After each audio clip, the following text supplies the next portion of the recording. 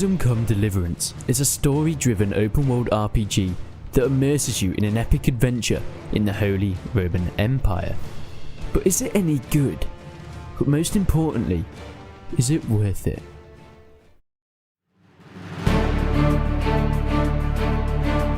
The game currently is in beta.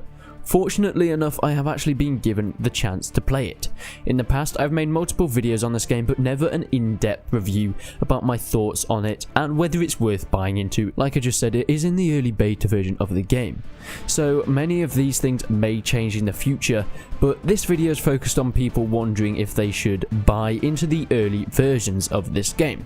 It's not for a review of the later on game, so I don't want people in the comments saying, "You're saying that, but it will change."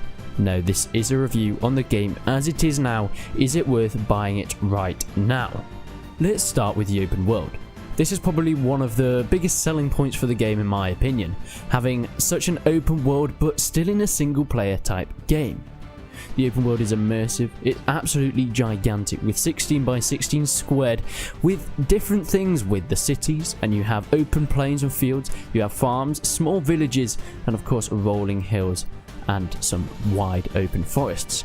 Within here you'll find many different things. Like I mentioned before, you may stumble across a lone village.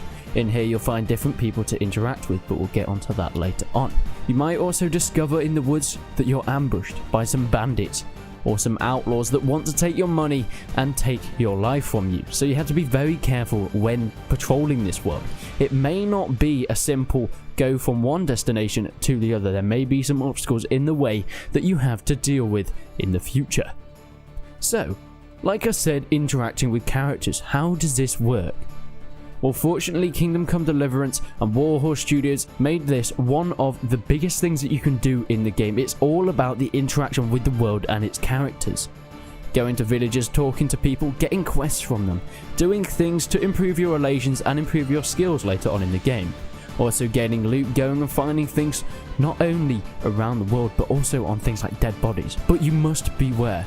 I think I probably showed you in a previous video. It's quite an entertaining one. I enjoyed making that very much, but I think I accidentally pressed the loot button on a guy lying on the ground who seemed to be dead, and his friends decided they would attack me, and it made for quite an entertaining end to the video. But it all shows that no matter what you do, no matter which NPC you interact, there will always be some sort of reaction from someone else or the person themselves. And it really just helps fill this massive open world and make it feel like a living and breathing real life. I feel like Warhorse Studios, the developers, have tried to give players the fact that it's a game so they can go back in time, but also try and suck players so deep into the game, it doesn't feel like you're sitting behind a computer anymore. The game includes some really fun and interesting quests. It can be from very small things such as fetch quests, or there can be learning new skills. There's of course one of the first missions is you have to go and learn how to sword fight. From this, you have to then learn where to find each individual person, and you can use this for the future. Maybe you're sent to go and find someone, so give them something. Later on, you'll know where they are. And this living, breathing world really keeps the player entertained, and you're never really lacking anything to do, since NPCs always have quests for you, no matter if you want to follow the main storyline or go and do some side things while you're at it. Kingdom Come Deliverance is very different to other games of this genre. It's one of the first games that has really had a ginormous budget behind it, or so it seems. This is talking about the sort of medieval genre. There hasn't been too many medieval games that have had this massive budget behind it, and because of this they have used it to their advantage, and I feel like this is one of the main things that has really brought people and circled everyone into this game and build their fan base from the ground up, because they've been able to get really cool things such as live motion capture cutscenes. They've recorded 3.5 hours of this cutscene footage with over 50 different actors, and it makes it feel like a really cinematic experience. Like I said before, you don't feel like you're playing a game anymore. You feel like you're part of this world, and even more, the cinematic experience makes it feel like you're not only watching this sort of film, but you're in it as well. The acting is spot on. I really love the way they are doing it, and of course they have got some really good actors in for this. Their voice actors are great as well.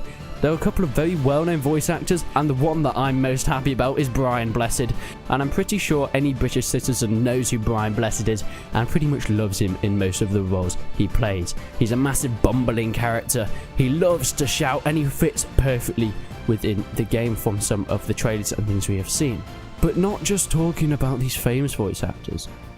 Even some of the smaller characters in the game, these NPCs you come across, they all fit very well, and I really love it.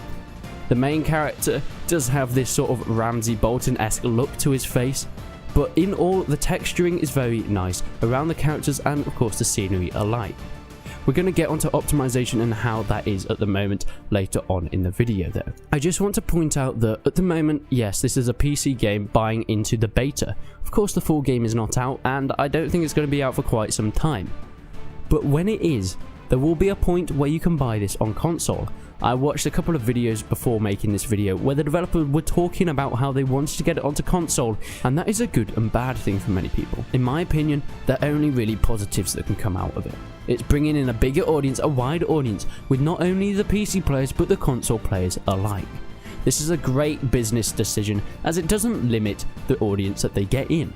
Some people may say that making a console version can have negative effects on the PC version. If there's a PC solely game, then obviously the developers are going to be putting all their resources, all their effort into the PC version. But with the console version being worked on alongside it, that can have some negative effects on either or. But watching the video, it did seem like Warhorse Studios knew what they were doing.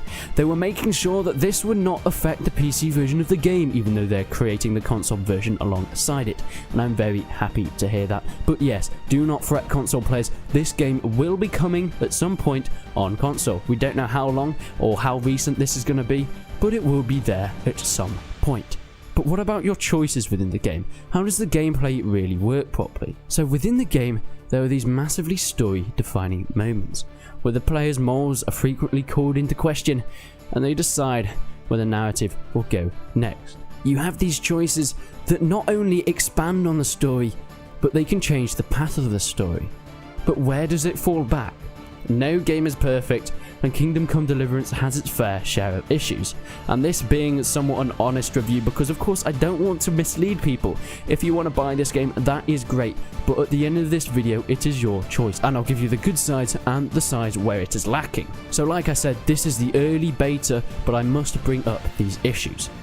I think the biggest issue for me and a lot of other people is optimization. Now of course it is so hard to optimize a new game. No matter what it is, even if it's a small sized game, yes, it may be a little bit easier, but still for developers, optimization is a very tricky thing, especially if you're developing a console and a PC version alongside it. But of course, this can have its advantages since if you're optimizing for a console version, then it can just give you a baseline for when you're going for the PC version once again.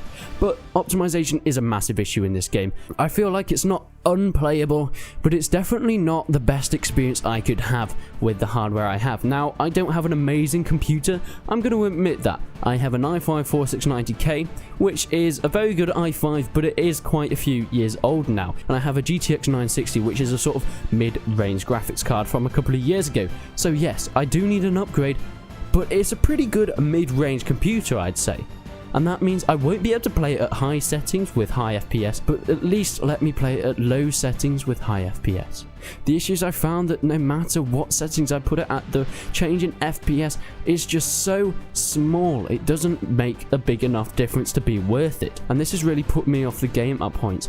I'm going around and I'm having a decent time with 40 to 50 FPS on medium to low settings, and then suddenly it'll just get to a point where in a forest or a village where the FPS will just drop drastically and it will make it almost unplayable. Of course, there are thousands of unique units and objects in the world, and that is amazing, that is great. I'm so glad that they decided to do that because it really helps with the immersive world, but it does make it struggle with the optimization, and they're probably going to have to sort that out drastically before any sort of launch. Now yes, this is an early beta version and I'm sure optimization is one of the first things at the forefront of their mind, and I've seen some videos of them working on it hard with blood, sweat and tears trying to get this game optimized for a bigger player base, because of course they're bringing it onto consoles, which if you have a console version you're set, you're absolutely fine, because a console has a set amount of hardware, which means the developers can optimize for this hardware and it'll be like that 24/7. Yes, maybe you're going to have a tiny bit of fluctuation in FPS, but it's pretty much optimized for a console, and you know what the hardware is going to be, so you can optimize it to the best as possible. But for PC, you can't do that. People have different computers. Someone might have a £3,000 beast computer that can run anything ultra 4K, and some people might have a £300-400 computer that can probably just about launch it on low settings. And some people I know game on laptops and things like that that really can't run it. So making a game for PC and optimizing it is one of the hardest things for a developer, in my opinion. But getting that out of the way, I just want to state that the graphics in this game are incredible. I don't think I've seen a game of this sort of this genre that really has that amount of graphical fidelity. Just the trees, the bark on the trees, the stonework on the castles. You can see the tiny bits of dirt in the road and the footprints of people. Your horse looks absolutely amazing with the atmospheric sounds of the world, walking along the road on your horse, hearing the clops of the hooves, just taking in the scenery is such an experience, and I think that alone just gives this game such a nice feel to it. There are so many things with this game that make an amazing IP. It is unique, it has a massive open world, it gives you so many different resources to play with. You can go on different quests, you can choose your story. It has everything from amazing cinematic cutscenes and storylines to impeccable voice acting. And of course, graphics that blow away any other game of this genre. So is it worth it? Well, at the moment, if you go on the website, you can actually buy Kingdom Come Deliverance, the beta access, for $49.99, about $50, and of course about $60 for the digital collector's edition. If you are passionate about this game, if you know from what footage you have seen on the internet that this is the game for you, I would definitely buy into it. It's just an experience that you can't really get with any of the game in this day and age. No one's really gone into this time era in this in-depth style, and Kingdom Come Deliverance is the only game that will deliver this experience for the player. But I'm going to be honest, if you're wavering, if you're not sure, if you don't think you have a very good computer, do not buy into this game just yet. You won't be able to run it if you don't have a medium to high end computer, and it will just be a bit of a waste of money then, because of course you need to be able to play this game with the best experience possible. It is a great game and it's going to be a fantastic game upon release. But I would wait until then, when all optimization is sorted out, when everything has been implemented, the full story, the full voice actors and the full acting and things like that, when everything has been finely tuned, optimized to the player's content. That is when you should get the game. I definitely recommend this game to anyone that has a sturdy, confident setup with their computer, and of course a love for this time era. If you like the look of the footage, go ahead and get it. But of course, I would wait on it if you are not sure yet. This is something that you have to be very confident about, because a $50 price tag is a full game price. So that is something that you should not take lightly. But until then, I will see you in the next one.